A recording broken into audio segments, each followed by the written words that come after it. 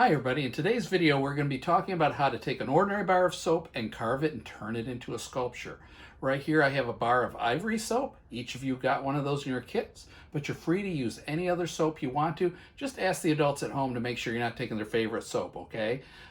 So we're going to start carving in a few minutes. First, we're going to talk about all the different tools you could use to carve it and knife safety. Very important. Okay, I have an assortment of tools here that you can use for carving your sculpture. I have a soap bar that I'm practicing on. As you can see, it says ivory there.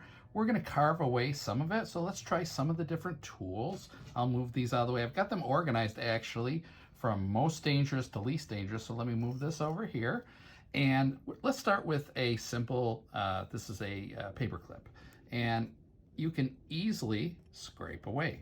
It will take a long time, but it will work. It's very, very safe. So if you're a safety conscious individual, a paper clip would work great. Here I have a plastic knife, and that could work pretty easily. It leaves this kind of cool texture, but you can scrape away.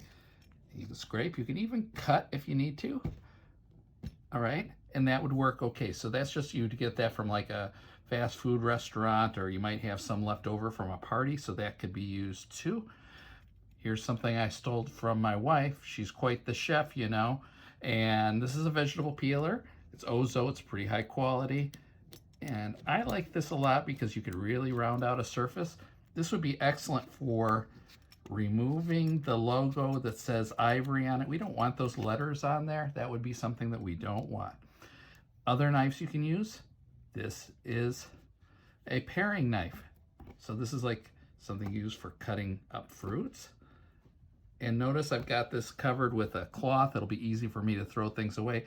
If I wanted to do a hole, I would start my knife and just start rotating it in a circle, and there we go. All right. We also have right here, this is an X-Acto knife. This comes with your art kit. These precision razor blade knives can be either held like this, and I'm always cutting away from myself, and look at how thin those pieces are. Oh, I've got a little hole that I made when I was practicing before. All right, so I can use that. Probably the most dangerous to use is this box cutter. It's great for cutting cardboard, not really great. And see how when I try to push down, it cracked that all in half. So it's a little bit too much. You can use it to shave down, but we want to kind of take our time.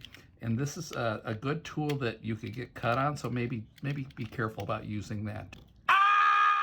Okay, what I have here is a piece of just plain old computer paper, and I've got my soap here, and I've got a Sharpie so it shows up really well. And one of the easiest things to do is to simply trace the bar of soap and decide what you're going to make. I was thinking about making a skull. I don't know why, I just kind of feel like it. And so I'm going to start to draw my skull here. Shape the head right there. I have to do my eyes, eye sockets actually, right? Nose. This is going to be where the mouth is going to be. And I'm going to, this is the part of the brow ridge. Okay, so I've taken a few anatomy classes, kind of know what skull looks like. All right, I might also do this, shade it in dark. And that tells me that that is material from the soap that's going to be cut away. I don't like that chin so much, so I'm going to redo that. Okay, I have my drawing. I cut it out. I shaved down my soap, and I removed that hideous ivory logo. And I'm going to put it on place. There's a couple different ways I could transfer the thing. I could do this. I folded that out. I've got a little spike for my paper clip, and I could do that. I could also do the same thing here,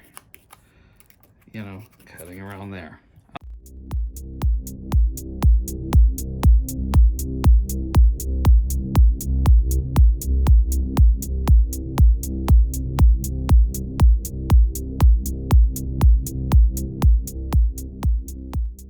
So we have to smooth it out. I've been scraping it a little bit. I can take the edge of a knife and I can gently work it and scrape it down. But how do you get your sculpture really smooth? You take a little bit of warm water